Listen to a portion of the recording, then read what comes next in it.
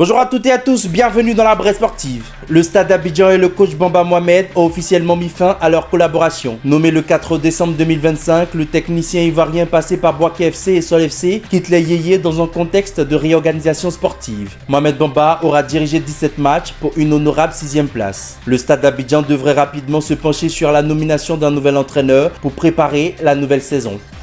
4 ans après la dernière édition, les Aouas du football ivoirien font leur grand retour pour la saison 2025-2026. Jeudi, sur les réseaux sociaux, les nominés pour les trophées en lice ont été dévoilés par la Ligue de football professionnel. La cérémonie de récompense des meilleurs acteurs de la saison est prévue pour le samedi 30 décembre 2026 dans les jardins de la FIF. Les joueurs et joueuses de Ligue 1, Ligue 2, D3, Division 1 féminine ainsi que les staffs seront récompensés dans leur catégorie meilleurs joueurs, espoirs, gardiens et entraîneurs.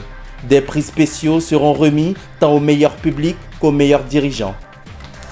Après un coup passage à Abidjan, Chris Inao Oulaï a rejoint jeudi le groupe des éléphants en préparation à Paris pour la Coupe du Monde 2026. Sur la page officielle des éléphants, l'on voit le milieu présenter ses civilités aux membres du staff et à ses coéquipiers, heureux de retrouver le jeune milieu de Trabzonspor. Vainqueur de la Coupe nationale de Turquie, l'ancien Bastia s'apprête à disputer une deuxième compétition majeure avec les éléphants après la CAN 2025 au Maroc.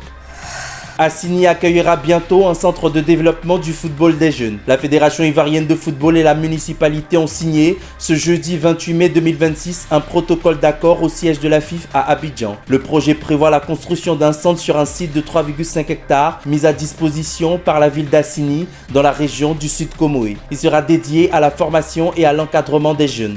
Le président de la FIF, Yassine Idriss Diallo, a insisté sur la portée sociale du projet qui vise à offrir aux jeunes un cadre structuré d'apprentissage, de discipline et d'épanouissement à travers le football.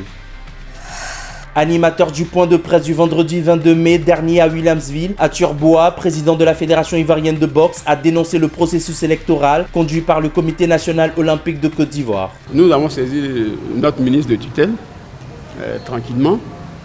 Je pense qu'on nous a dit qu'il est en déplacement.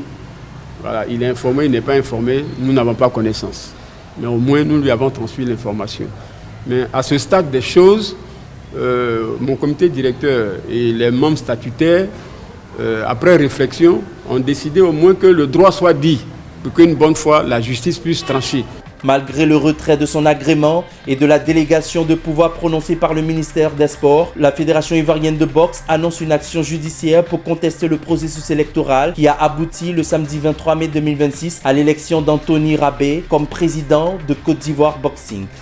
La patineuse ivoirienne Jessica Kouadio a remporté la médaille de bronze à la CEDMAC Bressan Cap Free Skating 2026, disputée le 24 mai dernier à Trieste en Italie. Il s'agit de sa toute première médaille internationale dans cette compétition de haut niveau. Une performance qui intervient quelques jours après sa participation aux demi-finales de la Coupe du Monde artistique Garmir 2026, organisée du 8 au 17 mai, où elle avait terminé 15e sur 79 athlètes engagés.